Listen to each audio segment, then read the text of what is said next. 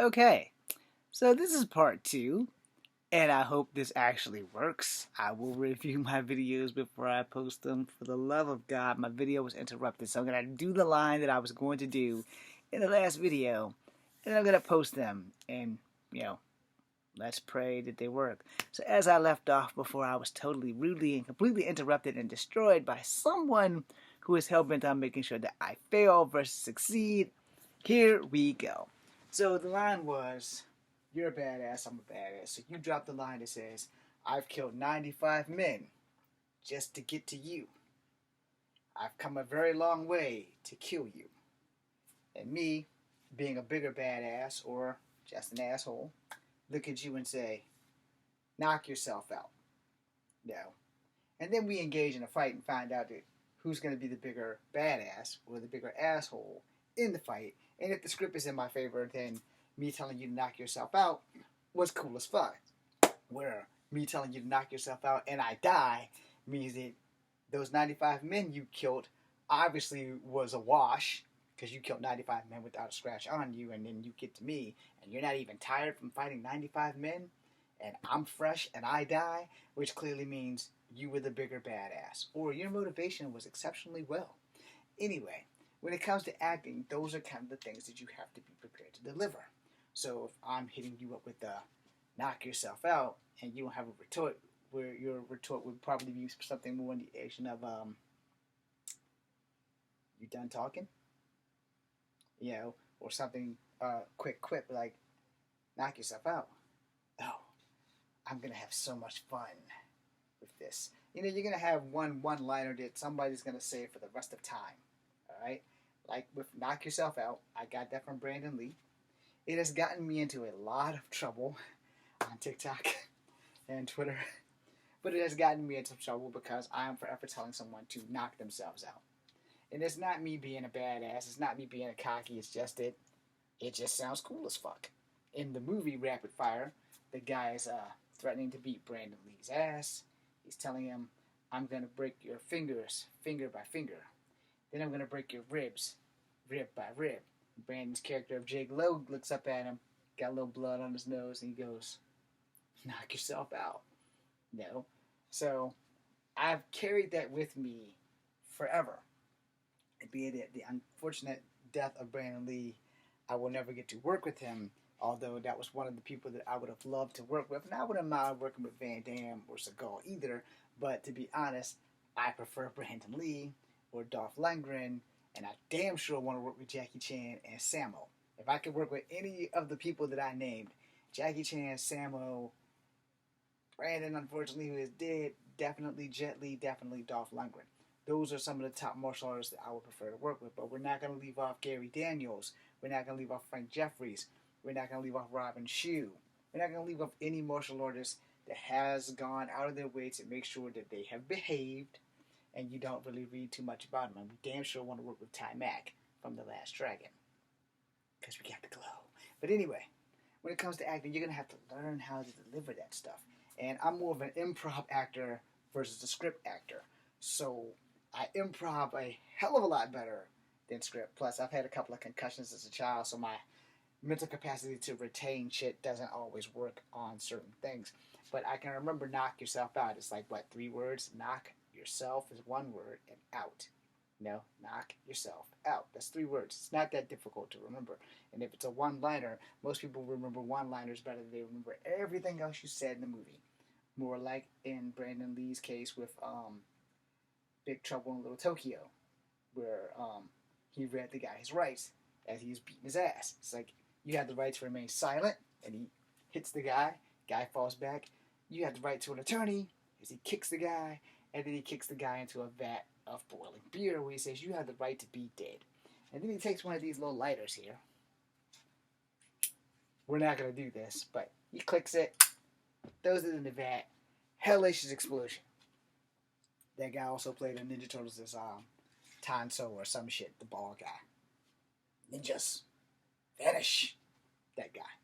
Anyway, you remember one-liners better than you remember most of the movies. Everyone remembers when Arnold Schwarzenegger says, you're one ugly motherfucker, from Predator. Hell, even the Predator remembered it when Danny Glover was about to say it, and the Predator grabbed him by the throat before he could finish saying it. You see what I'm saying? So you remember these things.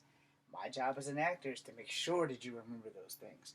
So if I can drop one of the best one-liners in the world at you, and you remember it, if you don't remember anything else I did, you remember that line. Just like Dolph Lundgren's in I Come in Peace, where the spaceman is saying something, and he goes, "Fuck you, spaceman." And then something else happens, and then Dolph has the spaceman down by the neck or whatever. He's holding him, and he says, "But I come in peace." And Dolph turns the gun up to full volume, and he goes, "But you go in pieces, asshole." And he shoots the guy. So those one-liners will stay with you forever versus 20 different lines that I put out, which makes improving a little bit better. But script writing is very well, but how you deliver it also tends to help. I know I will forget lines, so I want to be like that one take guy.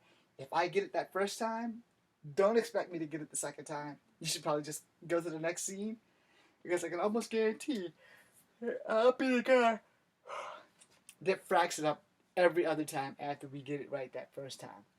And if I get it right the first time, let's pray that the other actor gets it right as well. And good thing that if you're smart at acting and filming, that you will use more than one camera, so that if I get it right and they get it wrong, you can edit it when they get it right and I get it wrong, because it's going to happen. How do I know that? Because making independent films, it has happened on more occasions than you will ever know. But, you keep the best shots. That's how editing works. Now, let's say I deliver the monologue for The Crow, where Brandon Lee jumps the lady in the bathroom, and he goes, "Mother is the word on the hearts and lips of all children. Your daughter is out there in the streets, waiting for you. Go to her." See how easily I totally fucked that up?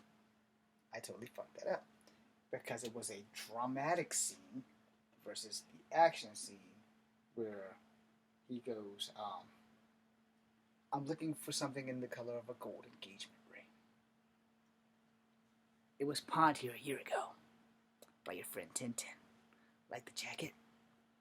He confronted me just before he ran out of breath." Somewhere along the line, there's a knife stabbed in somebody's hand. No.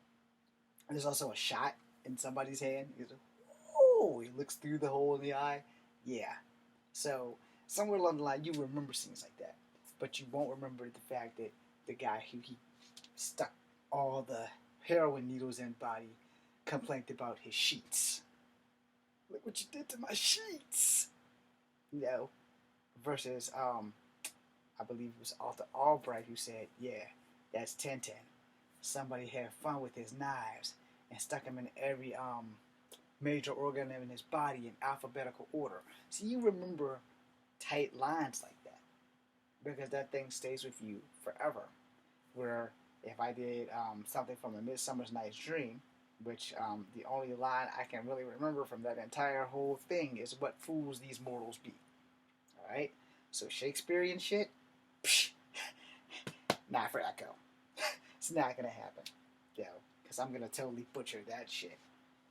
Puck has a very long monologue, so I definitely can't do Puck. I could probably be the jackass, because I can't remember anything that he says, if he says anything at all. But I know Tatalia and Oberon have all kinds of other things going on. So, it also depends on who's going to play what.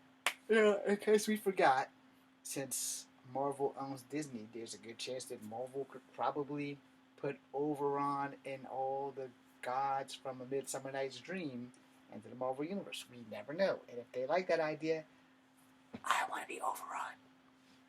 Except for Oberon is the only god we know for sure has a weakness, which is metal.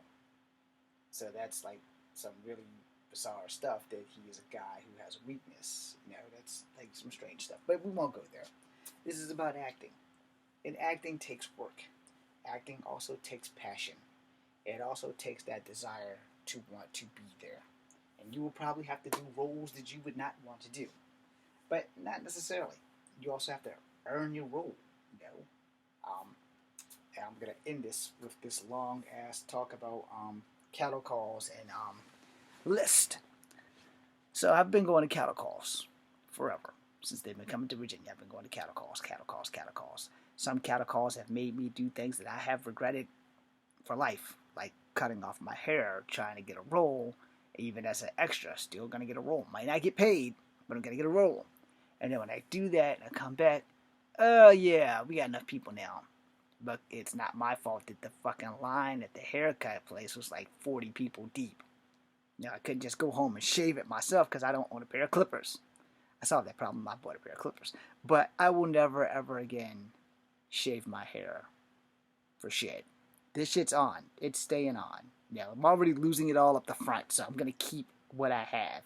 And since I'm almost 50 years old, and I promised my father before he died that I would not cut my hair before I was 50.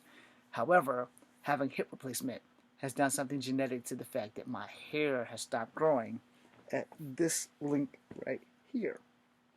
So, I'm not shaving it because I'm part native, and native hair is very special, so I'm going to keep it, and I'm billing myself out as a native, so might as well look the part too. Now, what you fail to understand also is in acting, you kind of take the role that's given. Alright? So Marvel, if you're listening, and you want me to play Wyatt Wingfoot, I would hope that the girl playing She-Hulk, while she's Jennifer Walters, is like 5'2", so that I can at least look bigger than her. Or you can have me on stilts, or something to make me look taller and just film from the knees up. Because Wyatt Wingfoot is taller than her when she's Jennifer Walters. He's not taller than her when she's She-Hulk. Makes sense? Of course it makes sense if you are a Marvel fan. Now I can also play American Eagle, where you won't have to worry about my height and my powers of magic. So, unless you guys choose to retcon that, I could play John Blackcrow. I don't really remember too much about him, but I do know he's a native. If you want me to play Scalp Hunter, who is a mutant who is evil, I could do that. If you want me to play Forge, I am not Cheyenne, but I'm more than willing to be Cheyenne for that day. In fact, the only indigenous person I cannot play is Echo or Danny Moonstar. I also can't play Magma. I can play Roberto Tacasta, but, you know, I didn't see the New Mutants movie. I can play Skin if you want to bring Generation X back. So, you know, it just really depends. Now, ethnically, I don't look black enough. You know how many times I've gone to these casting calls and most people don't think that I'm part black. So, you know, you kind of do what you do. And the last one I went to where someone didn't think I was black was Evan Almighty, which was here in Crozet, but I'm in Charlottesville. And I was there, and I didn't get in because I was at the line 3 people before my friend Bruce and his wife, his ex-wife now. We were at the cutoff spot. They cut it off 3 people ahead of us. It's like, all the rest of y'all can go home. Everybody past this point, y'all are going to be seen. And then the young lady walked past, did the cutoff. She says, are you native? And I was like, I'm not full native. She's like, yeah, well, they're filming stuff, and they need natives down in, it was either North Carolina or South Carolina. I didn't have a car. And so I didn't have a car, I couldn't go to North Carolina. And that's where she was going that day, right then and there. And I was like, well, if you give me a ride, I'll gladly go. She's like, no, I'm not putting a stranger in my car. And I don't blame her. I don't blame her, especially since MMIW and MIWP has been the thing now where we're finally getting native kidnappings and stuff registered. Like, it's not working fast enough, but now you are aware of it. So I'm going to push for that. And I'm also going to push for one more thing before I end this video. As an actor, and I have to say this because no one's going to agree with me, but they really should. If I'm going to college for acting, regardless of what the state says the curriculum should be, I completely disagree with the state. So you guys bear with me for like 5 more minutes, and then we're done. If I'm coming into college as an actor, I think that you should be teaching me stuff that has to deal with the real world of acting. Alright? Let me make that clear. I'm just making this shot bigger so I can see myself. If I'm coming to acting and I get this role, the only thing that I need to do is be able to fit the suit, be able to speak clearly, and have done my research on Miguel O'Hara. Okay? Why? Because it's Miguel O'Hara. This is Ben Reilly. The only person at this moment capable of playing Ben Reilly is Tom Holland, because Ben Reilly is the clone of Spider-Man. The only other two people that are able to play Ben Reilly, or possibly Ben Reilly, would be Tobey Maguire or Andrew Garfield, because those are the three most noted Spider-Men. Alright? Miguel O'Hara is the only Spider-Man who does not have a spider sense, who did not get bit by a spider. He made his spider serum as a way to protect himself from his bio-dad's mind control of Alchemax. Are y'all with me so far? You see how much research I've done with Miguel O'Hara? Now, Miguel O'Hara is from the 928. He also had a Mexican girlfriend who he cheated on because she was actually his younger brother Gabriel's girlfriend. But he had a Chinese girlfriend who eventually he winds up marrying. And in the other era, Miguel O'Hara just married her from the jump. But I don't know if in that Spider-Man universe, because he's old and like bald-headed and shit, I don't know if that Miguel O'Hara cheated on his girlfriend. However, Miguel O'Hara's mom also was a cheater. So Miguel O'Hara, biological father's last name is Stone, who runs Alchemax. See how that worked out? That's why you have to do your research, so that you'll have that backstory already set in your head, so when the script changes come up, you'll know. Miguel O'Hara is part Mexican, which means he's part indigenous, and he's part white. Alright? So, I can pass for the Mexican white. I just can't pass for the white part. Okay? And yeah, I need to dye my hair back brown. Initially, I was going to dye my hair blonde for Ben Reilly. However, my attempts at dyeing it blonde failed miserably. So, dyeing it brown, I have silver hair dye over there. So, we haven't decided what we're going to do with that yet. I may just dye my ponytail silver. I just got to see if I can find someone who can actually do it and make it work versus like dyeing my whole hair silver, because I really don't want to dye my whole hair silver. I would love to have silver streaks, but you know, I'm not a dyeing expert. But at the same time, the only thing I'm ever going to do to my hair is either dye it or let it grow. That's it. There are no haircuts. I'm sorry. Any contract I have, the hair stays. Come hell or high water, you can't pay me enough to cut my hair. So that's that. But you know, you're doing your research. There are also other Scarlet Spiders, like Joe Wade. He's like a clone of somebody else, and there's three of them. And then the tarantula costume that became the Scarlet Spider was Kane Parker, versus what Kane used to look like, where he had long hair and his face was all messed up, so he wore a blue leotard or whatever. You know, so you have to do your research. If you're going to be an actor, you've got to know these things about these characters, because scripts can change, and you'll be able to do that. You'll be able to deal with it, because in the back of your mind, you'll know the difference between Miguel O'Hara from the 928 versus Miguel O'Hara from the 2029 or some shit like that. The one where he's not the cheater. You know, and you will know everything about Ben Reilly from the 616 versus other Ben Reileys, because there is another Ben Reilly who's actually a black person, but I can't remember and I can't find it anymore. But anyway, I did find it one time. I wish I would have saved it. But anyway, he rocked the same damn suit. But he also is not connected with the spider webs. And he's also not a clone. He pretty much did the same thing as Miguel O'Hara. Good luck at finding that, because I can't find it anymore. And on that note, just remember that acting is not a difficult job. It is difficult getting discovered in acting. That being said, I am Echo Fangry Wolf. Thank you guys for being here. Much love, and push these videos so that I can get an acting job. And a piece of my hair just fell out. Wonder if that's on camera. Thanks for watching. And the cursor's all the way over there. Now thanks for watching.